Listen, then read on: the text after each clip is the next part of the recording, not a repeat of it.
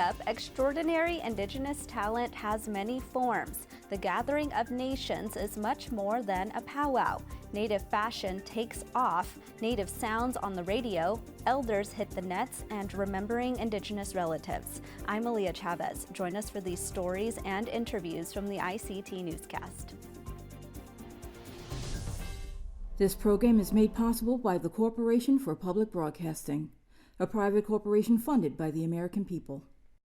Arizona State University welcomes 3,500 Indigenous students from Arizona and across the nation. It serves one of the largest populations of Indigenous students among U.S. colleges and universities. We created a sense of place for tribal nations to create futures of their own making through community outreach and research, taught by world-class Indigenous faculty where they see a reflection of themselves and their experiences. Find community at ASU.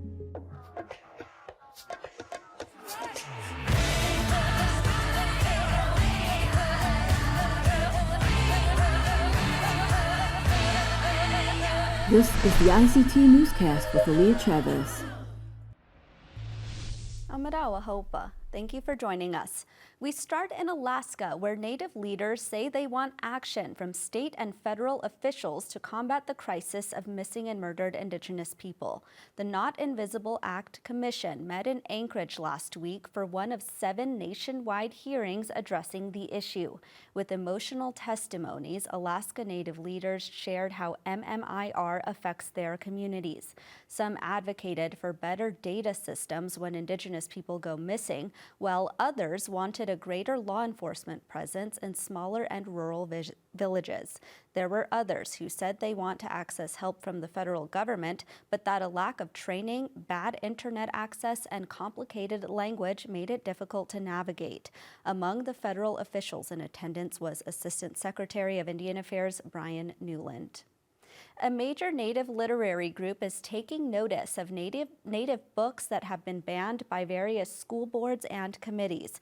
According to a recent list by the group American Indians and Children's Literature, Duval County in Florida and the Northampton, Pennsylvania area school district currently hold the most bans on Native books. Across the country, there have been attacks by conservative groups to get rid of books for young people that discuss sexuality and race, among other topics. In some libraries in Texas, an Indigenous people's history of the United States for young people has been banned since 2021. That comes after a state lawmaker included it among a list of 850 others. In Duval County, Florida, the most recent ban is for Hiawatha and the Peacemaker. The picture book tells the story of Haudenosaunee leaders based in the 14th century. That proposed book ban is still under review by a committee that is inspecting books to see if the content is age appropriate.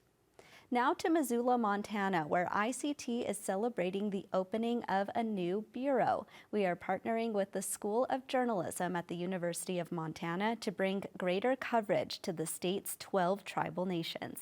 ICT Shirley Snavy was at the launch and spoke to some of the key stakeholders. A couple of years ago, the American Journalism Project approached us and asked us to dream big. And they said, what would you do if you had all the resources? So Mark Trahant and I talked about it and said that opening some bureaus to get our brand out there and to do our journalism in different regions where there are high concentrations of Indigenous communities. The fact that the University of Montana saw the opportunity here and helped us welcome ICT into the School of Journalism, I think is a huge win for us, and I hope it'll be a huge win for ICT. An Indigenous reporter brings not only just like the skills of journalism, but they bring the context and the nuance and complexity with stories of like Indigenous nations, peoples, and issues, political entities. You know, we're nations, and they, you know, bring that out in their stories. Why not sit down with ICT and talk about how do we cover the Indigenous voting rights questions or just the Indigenous issues on the ballot? and get that material not just out to, a Montana audience, but an ICT audience, a global audience. That's a huge opportunity for these students. I walk down the hall and I talk to Colby and I say, what do we want to do together on this? And that, I think, is where the real creativity and the real opportunities will come up. I am the Mountain Bureau Chief, and I will be leading the start of this exciting new expansion here in Missoula, Montana, at the University of Montana Journalism School. It's something that I'm just really happy to be a part of this process. We should note that it is a full circle moment for Colby there. He is an alumni of the University of Montana, where he is now in charge of establishing coverage. This bureau in Montana is part of ICT's plan to expand to even more coverage areas in the near future. And those are the headlines for the ICT Newscast. Thousands of spectators and dancers were in Albuquerque, New Mexico last weekend for the Gathering of Nations powwow. The crowning of Miss Indian World saw a record number of contestants. Rosalind Yazzie has this report. For many young Indigenous women, representing their tribes through royalty titles is an honor and rite of passage. 25 women vied for one of the most prestigious titles that exists in Native pageants over the weekend. That is the title of Miss Indian World at the 2023 Gathering of Nations powwow.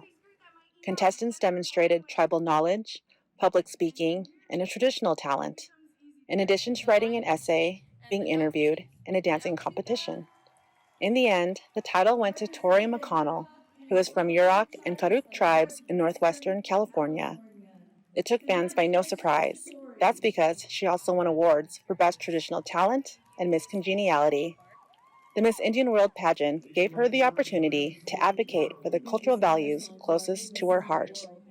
It encompasses our relationship to the land, it encompasses our relationship to each other, our regalia, our ceremonies. And what I've really learned is how much your Indigenous language shapes the way that you think and how it does come from the land. It really puts you in your ancestors' shoes. As if we're to move into the future, we need to preserve those things so that we can keep who we are and keep fixing the world over and over again. Another contestant, Rosalina Hunt of Cass Lake, Minnesota, fulfilled a longtime goal of hers to compete for the title. She enjoyed the sisterhood built between the women. And it was such an honor to meet them all and become friends with them and get to know them and get to know a little bit more of their traditions and their histories. So I was really honored to even share my story. Organizers say Miss Indian World serves as a role model for all Native people. Part of her duties in the next year will be to educate people across the world about the beauty and diversity of Native people throughout her travels. In Albuquerque, New Mexico, Rosalind Yazzie, ICT News. The Gathering of Nations powwow honors the Horse Nation with the parade. Rosalind Yazzie reports. Thousands of visitors flock to Albuquerque, New Mexico to dance at the Gathering of Nations powwow. But there's another event that brings in excitement. The popular Horse and Rider Regalia Parade honors the Horse Nation by showcasing the unique culture of North American tribes through horsemanship and dress. 28 riders competed this year before a panel of specialized judges who choose the winners. This all began as an idea from Gathering of Nations founder Derek Matthews and Shoshone-Bannock citizen Roseanne Abrahamson, who was an experienced horse parade rider in her youth. She said they start the event by calling the horses through song. My tribe, the Shoshone-Bannocks, are a Horse Nation tribe. They started the relays. They were a horse people for, I guess you could say they were warriors of the plains because of the horses. And the horses, long ago, they understood our language and they understood our songs. And so we would call it the horse calling. Noella Redhawk's family parade their leopard Appaloosas throughout the country. They all register back to Iron Gyro of Livingston, Montana, and are Chief Joseph bloodline horses. All of the regalia on their horses are earned by their riders. The designs and beadwork are specific to the rider. Two-time horse and rider champion and best of show, Former Miss Indian World, Tashina Redhawk's regalia belongs to her great-great-great-grandmother. It took 3 years to beat her horse's regalia to match hers. So what got us involved with the Gathering of Nations Horse Parade is that we knew that we finally had a platform that we can come and showcase what our family has been building for the last 15 years. And this is the place, this is the world stage. Raquel Sam and her horse Lakota Spirit were awarded this year's Best of Show. They were honored with the Horsetail Dance. In Albuquerque, New Mexico, Rosalind Yazzie, ICT News. The San Manuel Band of Mission Indians Yamava Resort and Casino put on its first ever Fashion Days event. ICT's Paris Wise worked in partnership with FNX and has this story.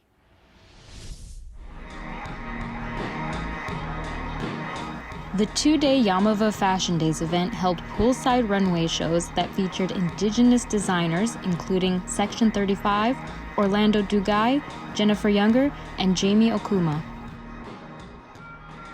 Vogue contributor and writer Christian Allaire led a panel discussion with San Manuel tribal members, prey actress Amber Midthunder, and designer Jamie Okuma. I'm going to go back to Jamie and Amber because I feel like you guys are both really sort of trailblazing in fields that hasn't in the past been very welcoming to Indigenous people, I will say. You know, Hollywood and mainstream fashion, you know, has long, I think, ignored our culture, but are finally sort of waking up to the beauty of it. I sat down with Chris to get his thoughts on the current state of Native fashion. Well, the Native fashion scene has kind of exploded in the past 5 years. It's something I've been covering for about 5 years, and the amount of growth I've seen is crazy because now, you know, you can find Native designers in virtually every category, whether it be swimwear, makeup, formal wear, streetwear. It's really expanded to just about every category, and I think that's really inspiring to see how people keep channeling their culture into unexpected mediums. So I just hope that continues, really. I think events like this are important because just Indigenous people haven't given platforms to show their work, especially designers in the mainstream fashion world. So an event like this really allows them to show their beautiful work and to highlight what they're doing, which is so interesting, taking traditional clothing and doing it in a modern way. We need to see more of that out in the fashion world. While Native fashion is rapidly growing in more mainstream spaces, this event helped in creating even more opportunities for designers to share their work.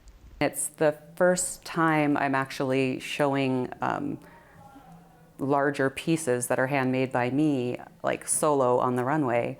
I've had a few opportunities in the past to accessorize other designers with their work, with their, you know, clothing designs.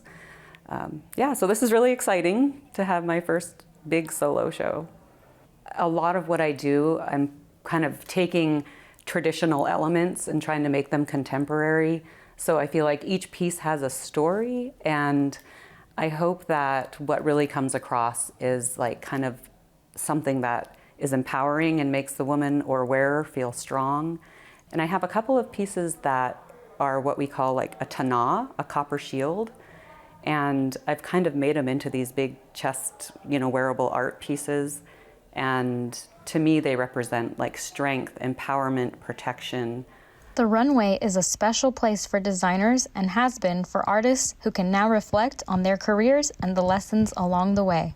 When I see my work on the runway, it definitely inspires me.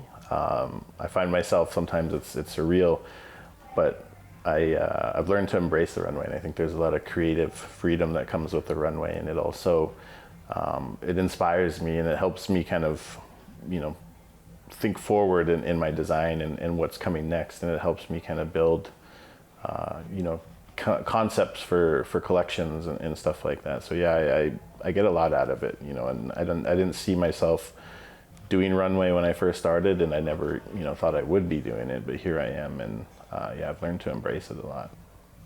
Oh gosh, I've been doing this for 12 years now, going on 12 years. And I've just progressed slowly. I'm self-taught, and I just do what I feel like I want to do. I don't know how else to explain it, but the basis of my design is based on my upbringing, my cultural background, and it really speaks to elegance and beauty in a very intricate way within our ceremonies. And so I sort of create and design things sort of based on that. I think I'm able to tell a story without literally taking a motif from a story or a traditional way of doing something and putting it onto a garment. Rather, I take it apart and put it back together in my own way with just really intricate beading and embroidery. A lot of people told me that I couldn't do fashion, that it was going to be really hard. Yes, it is really hard, but I love it so much that I'm still doing it after so many years, and I just constantly learn new techniques, new things, and just try to keep evolving. Jamie Okuma also carries lessons from when she began creating art at the age of 5 years old. She says her art is not a brand, but a reflection of who she is as a person. Oh yeah, don't give up. I would get really frustrated. And it's funny, my mom told me my grandma, her mother, did the same thing because we knew they were artists.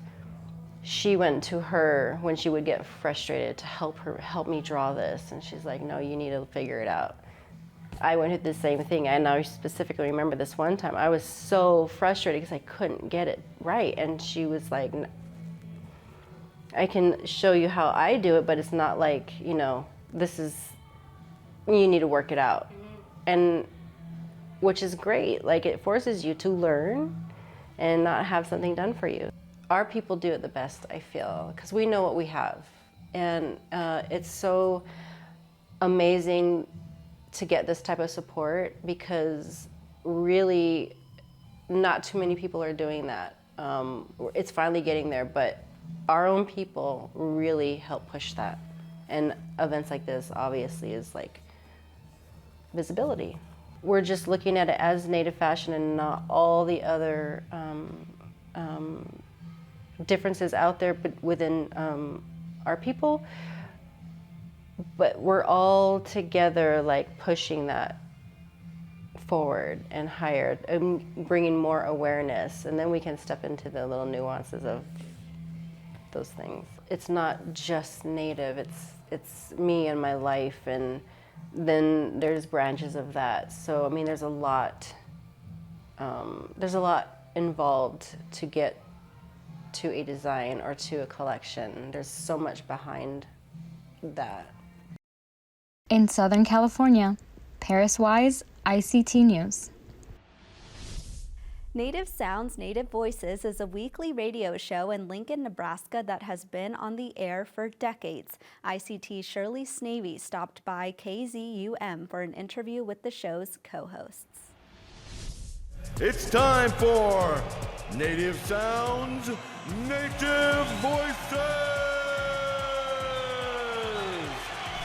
It screams Indigenous, but it also screams that we're excited, and the listeners, once they hear that and it kind of builds up, it definitely sets the momentum for the show. And we like to do a lot of variety of everything. We start out with the powwow songs, drum songs, because that's our culture. It's relevant to who we are as people. Being a Native in Lincoln, Nebraska is uplifting. If you come to Lincoln and don't see as many Natives, that's because we're all together. It's a very, very close-knit community as far as Natives go. We all try to support each other and attend pretty much anything that's going on through the Indian Center or the Lincoln Indian Club. Yeah, so we've had a great 7 years together, and just really staying vibrant, staying in touch with what's going on in the community, Native community, as well as what Native music is out there. One of the main things that we look for is, in the music that we choose, is something that with positivity, an uplifting message, even if it does touch harsh topics. We still try to make sure that the message behind our show is positive, to remind our Native community that we can do good things and we are doing them, and we can support each other in bigger ways than just hitting a like button. We can actually, help each other and build upon our Native people. May 5th is a day to raise awareness for missing and murdered Indigenous relatives. ICT's Stuart Huntington has this report. It's a multifaceted problem that we need to address, and it's a big job. Juliette Rudy is the director of the Minnesota Missing and Murdered Indigenous Relatives Office. Launched in 2021, it was the first such office in the country. I have a cousin that's been missing since 2017, and so I see and I hear the stories that come from Indigenous communities. These are families that have been impacted and haven't been heard. So I feel like I have a responsibility to be that voice. Rudy's office is growing. She hired 3 new staffers this year, and today a growing handful of other states have launched MMIR responses. On the federal level, the Justice and Interior Departments each have initiatives underway. Advocates cheer the progress. I think we've come a long way. I think we've certainly raised awareness. We are seeing, for instance, like I said, we're seeing more task forces. We have MMIP coordinators in U.S. attorneys' offices. We have offices like this. So we are seeing more response to this issue, more attention to this issue. But the mountain remains high. In Minnesota, we represent 1% of the population, but between 8 and 9% of the homicides are Native women. I think we are getting more response, but I don't believe that the increased attention to this issue is leading to a decrease in numbers. Yet. Change doesn't come quick. Change takes time, but we have to start somewhere. In St. Paul, Minnesota, Stuart Huntington, ICT News. There's a little-known sport taking Native senior citizens by storm, and that's chair volleyball. I had the opportunity to attend an annual tournament here in Arizona. Take a look. Some of these buses and vans drove elders hundreds of miles for the 2023 Senior Chair Volleyball Tournament hosted by the Salt River Pima Maricopa Indian Community. Serena Padilla is one of the players here. From age 9 until 32, she played softball, but between a knee surgery and getting older, staying active wasn't as easy. That's until chair volleyball. It really helps your whole body. And you get to laugh, you get to joke, you get to be around other relatives that are older. And the thing is, they're handicapped too. A lot of them are handicapped, and that really can help them. 32 teams competed in this year's tournament. That's more than ever before. They travel from San Diego, Nevada, Tucson area. Usually we do 24. This year we got 32 teams in, and we're looking to make it bigger. So how is chair volleyball different than regular volleyball? For starters, they play with these, which are lightweight and easy to balance. The court is 20 feet by 14 feet, which is half the size of a standard court. The net is 5 feet tall. The game is made up of 10-minute matches, or the first team to score 15 points. If a player's chair comes off the ground, it is an automatic point for the opposite team. Players must be 55 years or older to play in this tournament. Many of the players said COVID-19 affected them greatly and said chair volleyball is just one way to reconnect. I like the social of meeting everyone. We have so much fun. We are competitive, so we do like to play. But it's for fun, and it's good to see everybody, all the different tribes that come out. 76-year-old Roberta Johnston is Muskogee Creek. As a young girl, her parents moved her from Oklahoma to Arizona. She says Salt River has become her home. The community has been so good to me. Have treated me so good, and they just make me feel like part of the family, and that's how I always felt. I teach a senior dance group here, and we're called the Steppers also. Some of the ladies thought, well, why can't we get a team and enter the volleyball? So we did. We had all of our steppers, our dancers, and we started a volleyball team. What the seniors here want people to know is that chair volleyball might not be what you first think. It gets intense. You know, I know that when the tournaments or before this started, you know, it was all for fun, and we just had fun doing it. But as the years have passed, and when there are more teams starting to come in, and even like California, it's starting to get a little bit more competitive, more intense.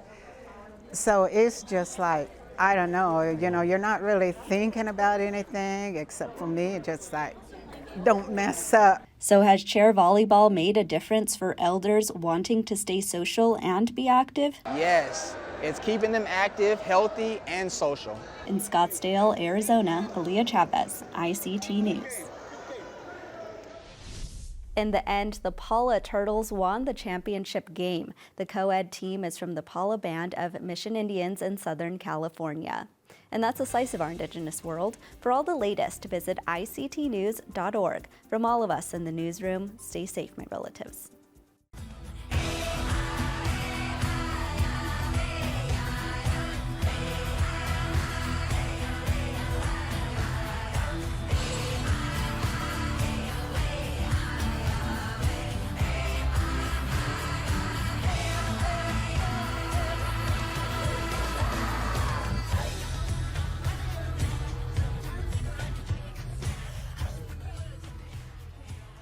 This program is made possible by the Corporation for Public Broadcasting, a private corporation funded by the American people.